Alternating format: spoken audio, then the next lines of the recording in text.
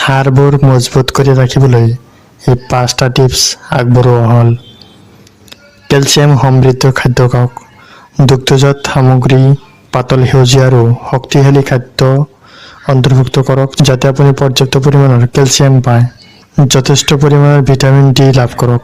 ৰ'দত সময় কটাওক আৰু মাছ আৰু কণীৰ দৰে খাদ্য খাওক বা শৰীৰে কেলছিয়াম শোষণ কৰাত সহায়ক হোৱা পৰিপূৰক গ্ৰহণ কৰক। নিয়মিতভাৱে ব্যায়াম কৰক। হাড়বোৰ শক্তিশালী কৰিবলৈ খোজ কঢ়া, দৌৰা বা ওজন তোলাৰ দৰে ওজন বহন কৰা ব্যায়াম কৰক। ধূমপান পৰিহাৰ কৰক। ধূমপান আৰু অত্যাধিক মদ্যপানে আপোনাৰ হাড় দুৰ্বল কৰি তুলিব পাৰে, গতিকে ধূমপান পৰিহাৰ কৰক। সুস্থ ওজন বজাই ৰাখক। সুষম খাদ্য ৰাখক আৰু কম ওজন বা অতিৰিক্ত ওজনৰ পৰা হাত সাৰিবলৈ সক্ৰিয় হৈ থাকক, কিয়নো দুয়োটাই হাড়ৰ স্বাস্থ্যত প্ৰভাৱ পেলাব পাৰে। এই অভ্যাসবোৰে হাড়ৰ ঘনত্ব কৰি তোলা আৰু